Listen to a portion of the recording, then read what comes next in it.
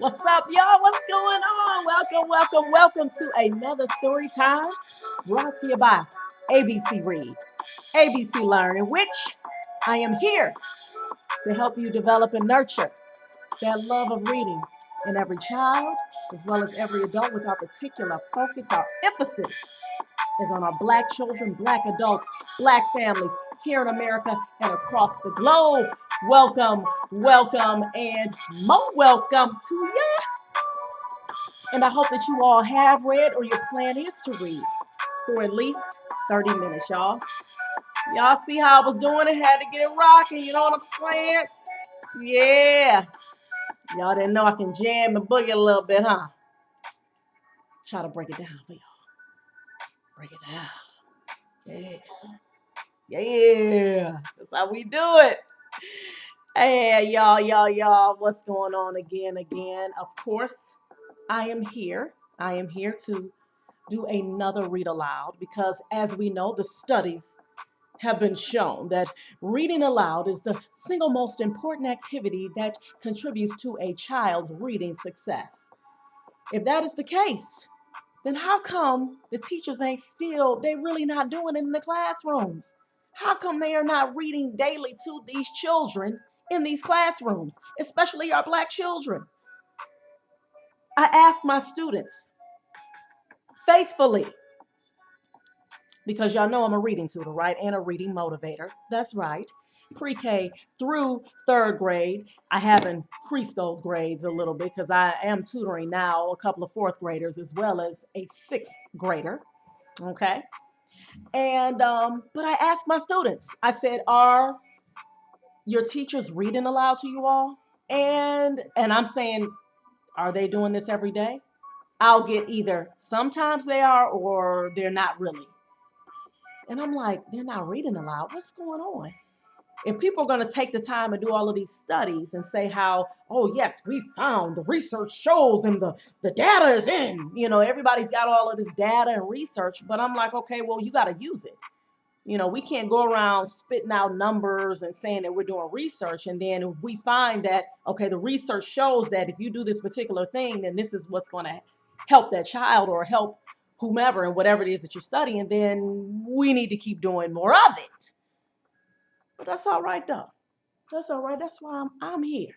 That's why y'all got me right here in your living rooms, in your cars, your bedrooms, outside, wherever you be. All right. You can pop on YouTube, type in ABC Read, ABC Learn, and then there you have it. There's a plethora. I have many of read alouds on here that I've done and my children have done also with me as well. All right. So, with that being said, I'm about to get on started because I have been reading from the book Stealing the Game. The author, his name is Kareem Abdul-Jabbar and Raymond Obstfeld. All right. And for those of you who are newcomers, you're just tuning in, this is your first time, my advice to you would be to go back to chapter one. Okay. And yeah, like that. So you can get caught up on what's going on because I'm pretty much like I'm almost halfway to through the book. Okay. But I will share with you a couple of the main characters who are Chris and his brother Jax and their parents. All right, their parents rather, are big time lawyers. Okay, and of course, when you have parents who have went to school and they have studied, they're educated, and all of that great stuff, quite naturally, they're going to want the same thing for their children. And right now, they're dealing with a son, Jax, who was in school, in law school, by the way. And he said, I'm taking a break. Okay. And then not only is he taking a break, he's being pretty secretive about what's going on, what he's doing. He's hanging around people that it seems like that's not good for him. For example, his brother had witnessed him getting an icy thrown in his face. Now I don't know about y'all, but somebody throw icy in my face, that's gonna be a problem. We'll just say that. We just gonna say that, God willing. Okay. But yeah. So that was one of the things that Chris had witnessed happen to his brother. So of course he looking like, man, What's up? You know what I'm saying? What's going on? And really, before, let me say this. Actually, Chris, when he saw it from afar, he couldn't even tell that was his brother at first until later on, till he got up on him. So, with that being said, it's a lot of stuff that's going on, and Chris is trying to figure it out. He's trying to figure out what's going on with his brother. All right. And Chris, he loves basketball. All right. And he loves writing his comics. And his parents, they want him to go to Stanford University and, be this, prestigious student and all of that. And it sounded like Chris doesn't want that. That's not something that Chris is interested in. So that's where we at right now in the book. So again, this is a middle school, high school level book. There's some things in there that has been discussed. It's not I wouldn't say it's an inappropriate book, but definitely I would suggest that parents, it's some parental guidance there when listening to the different chapters, because some of the things that they talk about are some things that you would find middle school and high school kids talking about. All right. So, with that being said, I'm going to go ahead and get started. The book, again, this is it. The chapter I'm on is Showdown. Y'all ready? Let's go. Ready, Chris? Coach said, holding the ball. I nodded. Ready, three? Always, Coach, Three said confidently. Three was Justin Caldwell the third, but we called him Three. He was quick and our best ball handler. Plus, he had a sweet 8-foot fadeaway jumper that was hard to defend against.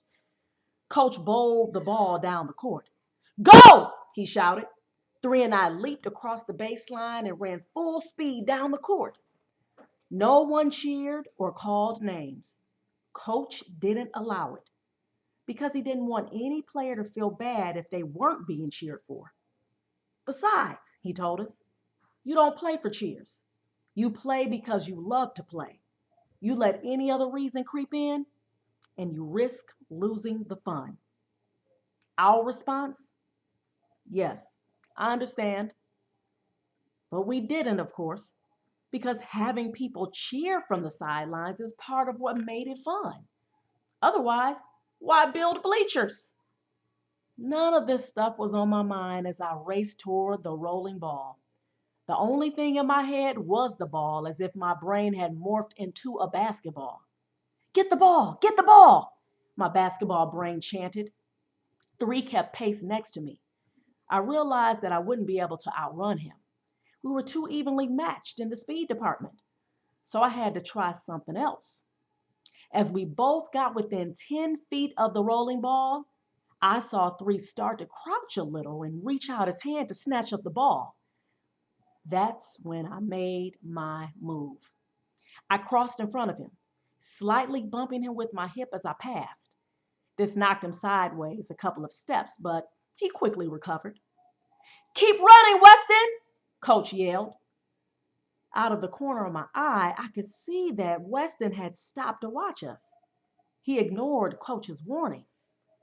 Here's where I did something out of the ordinary. Everyone always tries to grab the ball while they're running alongside it. That's difficult to do because you have to reach both hands down, which is awkward and gets you a little turned around. Instead, I ran ahead of the ball a few feet, let it roll into my hands, and sped off toward the basket.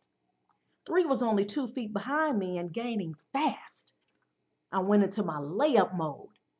Anticipating that, Three launched a desperate leap, hoping to block my shot.